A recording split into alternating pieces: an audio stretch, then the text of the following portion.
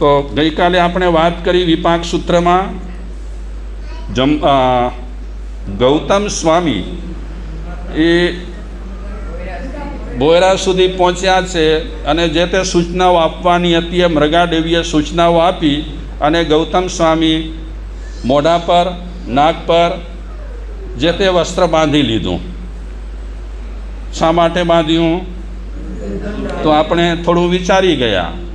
શાસ્ત્રકારે આ વિપાક સૂત્રમાં કેટલી ગંધ હતી એનું વર્ણન કર્યું છે. ગઈકાલે સાંભળ્યું ને તમે? આ બધા પ્રાણીઓના નામ આપ્યા કે એના કોહવાઈ ગયેલા સબરેલા હોય અને એ કોહવાઈ ગયેલા અને જીવડા પડી ગયેલા સબમાંથી જેવી ગંધ આવે એવી ગંધ કોનામાંથી આવતી? આ મૃગાપુત્રમાંથી હતી. એની માએ શું કર્યું છે? પેલી ગાડી છે ને, એ ગાડી ધકેલી દીધી મૃગાપુત્ર તરફ. એ નજીક નથી જતી. ભલે માં ગમે તેવી હોય, આમ તો બધું સહન કરી લે, છતાં પણ અસ્યય હોય તો ઘણી વખત માથી પણ સહન ન થાય. બાકી તો માં છે, માં તો બધું જ બિચારી સહી લે. તો મેં ગઈકાલે વાત કરી હતી કે એ મૃગાપુત્ર જે ખાય ને એ બધું પરું બની જાય. આજે પણ ઘણાના એવા શરીર હોય છે, જન્મથી જ હોય. ખોરાક શક્તિમાં ન પરિણમે, આવી રીતે ક્યાંક ડિવાઈડ થઈ જાય. જોઈ લો આ માણસના કર્મ કેવા છે, હજી તો વર્ણન આવશે. આ તો ગૌતમ સ્વામી નિરીક્ષણ કરી રહ્યા છે. અત્યારે મૃગાપુત્રની નજીક પહોંચ્યા છે. તો હું થોડીક મૂળ વાત કરું. તૈણમ ભગવો ગોયમસ તમ મિયાપુતમ દાર્ગમ પાસિતા. પાસિતા મતલબ કે જોયા. અયમ એવા રૂવે મણો ગયે સંકલ્પે સમુપજિથા. નિરીક્ષણ કર્યું બરાબર. અને નિરીક્ષણ કર્યા પછી ગૌતમ સ્વામી મનમાં વિચારે છે કે ઓહો, આ બાળક પૂર્વ જન્મમાં એવા દુષ્ટ આચરણ કર્યા હશે, એવી ખરાબ પ્રવૃત્તિઓ કરી હશે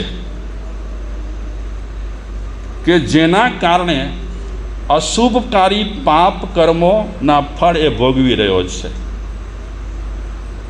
એ અત્યારે ગૌતમ સ્વામી અનુમાન કરે છે. આમ તો એ પણ જ્ઞાની છે. જેમ મહાવીર ભગવાન પાસે આ કથા ચાલે છે ત્યારે એમની પાસે કેવળ જ્ઞાન છે, સર્વજ્ઞ થઈ ગયા છે, એ તીર્થંકર છે. તો એની સામે આ ગૌતમ સ્વામી પણ જ્ઞાની છે. શાયદ એમની પાસે પણ કેટલા જ્ઞાન છે?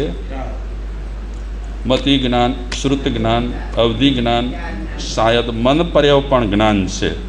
તો બધું જાણે તો છે, પણ અત્યારે ખાલી મનથી વિચારે છે, જ્ઞાનમાં ઉપયોગ નથી મૂક્યો. અને એ બાળક જેવા હતા. ગૌતમ સ્વામી છે ને, બહુ બાળક જેવા. પ્રાય જ્ઞાનનો ઉપયોગ કરતા ન હતા. એ વિચારતા હશે કે સર્વજ્ઞ છે મારી સામે, તો મારા જ્ઞાનનો શું કામ ઉપયોગ કરવો? એ આટલો એકદમ આટલી ખુલ્લો મોટો વિડીયો, પેલો મોટી શું કહેવાય સ્ક્રીન પડી છે, તો મારે નાની સ્ક્રીનમાં શું કામ જવું, મોટી સ્ક્રીનમાં શું કામ ન જવું? આવું કંઈ વિચારતા હોય તો એમણે અત્યારે અનુમાન કર્યું છે કે કોઈ પણ જન્મમાં એણે ખરાબ કામો તો કર્યા જ છે, એનું આ પરિણામ છે. નરક અને નારકી. ગૌતમ સ્વામી વિચારે છે કે મેં જોયા નથી, કારણ કે આપણે જોયા છે પણ આપણને ખબર નથી, બધું વિસરાઈ ગયું છે. નહીં ગયા હોય નરકમાં? હા, ગયા હશો ને રત્નામાં. અને ત્યાં તો આપણે દૂધ પાક ને રસમલાઈને ખાધી હશે ને. નરકમાં તો આપણે જઈ આવ્યા છીએ, પણ અત્યારે આ સ્મૃતિમાં નથી, કારણ કે એટલું આપણી પાસે જ્ઞાન પણ નથી. તો ગૌતમ સ્વામી વિચારે છે કે મેં નરક વિશે સાંભળ્યું, નારકી વિશે સાંભળ્યું, પણ અત્યારે તો ખરેખર આ નરક દેખું છું, સાક્ષાત નરક. આ બાળક નરક સમાન વેદનાઓ અનુભવી રહ્યો છે. આમ પ્રાણ છે છોકરામાં, પ્રાણ ધબકી રહ્યા છે, પણ જોઈ લો હાલત. વેદના નહીં થતી હોય એને, કારણ કે એ ખાય છે બધું પરુમાં પરિણમે છે.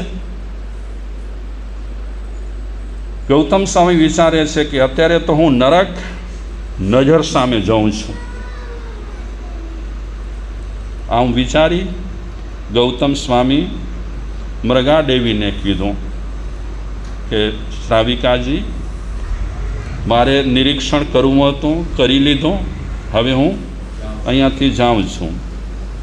એટલે મૃગાદેવી બે હાથ જોડ્યા, પગે લાગી. છોકરો આવો થાય તો માનો જીવ છે ને, મનમાં તો બિચારો માનો જીવ કાંઈક તો થતું હશે, માને નહીં થાય કે જુઓ તો ખરા આ મારા 4 દીકરા રતન જેવા, અને આ દીકરો કેવો પાક્યો. અને આ બધું કર્મને કારણે થાય ને. જોઈ લો 4-5 છોકરા રહેલા હોય અને બાપ બિચારા અનાથ આશ્રમમાં, વૃદ્ધાશ્રમમાં હોય, 4-5 દીકરા કડે કાંઢે હોય, ઉછેરવામાં કંઈ મા બાપે ખામી રાખી ન હોય, તે છતાં પણ ક્યાં પડ્યા હોય? વૃદ્ધાશ્રમમાં. અમે પૂના ગયા તો અમારા એક માતાજી પરિચિત રહે છે, 70-75-80 વર્ષના હશે, એક સંસ્થા ચલાવે છે, પુણ્યધામ આશ્રમ. 70-80 વર્ષના છે, ગુણવંતીમાં. એમને કહીએ કેમ છો, તો એ કહે બેટા શરીરનું પૂછે છે કે મનનું પૂછે છે? હું મનથી મજબૂત છું, શરીર પણ એકદમ ઓલ રાઈટ. એમને ત્યાં એક વૃદ્ધાશ્રમ પણ છે, એક મોટી લાઇબ્રેરી છે કોલેજિયન છોકરા છોકરીઓ માટે, મોટી લાઇબ્રેરી, બહુ પ્રેમાળ, બધાને બેઠા કરીને બોલાવે, એટલા મીઠા, એટલા મીઠા. તો એમના વૃદ્ધાશ્રમમાં એક વખત અમે પણ એમની સાથે ગયા. તો એમણે કીધું મહારાજ શ્રી આ બધા જોઈ લો વડીલો, એ બધા વડીલો માતાજીને ભગવાન કહેતા કે અમારા ભગવાન આવ્યા, અમારા ભગવાન આવ્યા, બહુ રાજી થતા. પછી માતાજીએ કીધું કે આ મા બાપ વિશે તમે કાંઈ કલ્પી શકો છો? મહારાજ શ્રી આ માતા પિતા મોટા હોદ્દા પર હતા ભારતમાં, જે મોટા લશ્કર કહેવાય ને એમાં, એર ચીફ માસ્ટર, એવા મોટા હોદ્દા ધરાવતા એ લોકો હતા. અત્યારે અહીંયા આશ્રમમાં છે. અહીંયા તો અમે ઘરની જેમ રાખીએ છીએ, પણ જોઈ લો માણસની દશા જુઓ, ભણેલા ગણેલા અને ફોજનું સંચાલન કરનારા આજે અહીંયા છે વૃદ્ધાશ્રમમાં. એવા મોટા મોટા જે હોય એ લોકોના પરિચય આપ્યા કે મારા શ્રી આ છે, આ તે છે, આ ફલાણું છે. જોઈ લો માણસ કર્મ કરતો હોય પછી ગમે તે રીતે કર્મના ફળ પણ ગમે તે રીતે મળતા હોય. એટલે કર્મ જ્યાં સુધી આપણે નથી કર્યા ત્યાં સુધી આપણે સ્વતંત્ર છીએ. કર્મ થાય એટલે આપણે પરતંત્ર થઈ ગયા.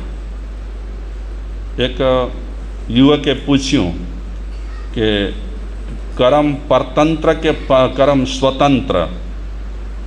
તો મહારાજશ્રીએ કીધું કે 2 પગમાંથી તો હું 1 પગ પર ઊભો રહે,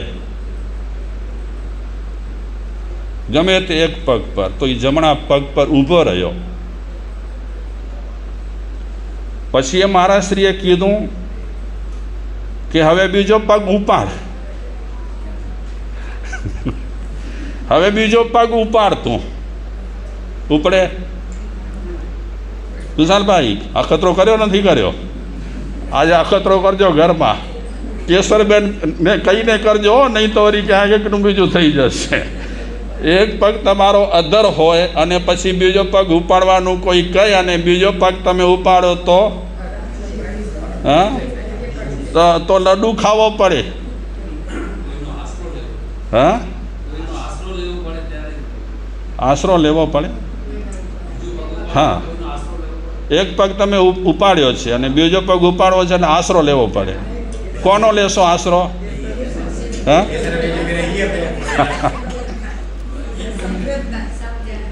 મારા શ્રી પેલા યુવકને કહે છે, યુવકે પહેલાં ગુસ્સામાં કીધું કે તમે પહેલાં મને એક પગનું કીધું તો એક પગ મેં ઊભો રાખ્યો, ઊંચે કર્યો, હવે બીજા પગની તમે વાત કરતો એના કરતાં પહેલેથી કેવું હતું ને તમારે.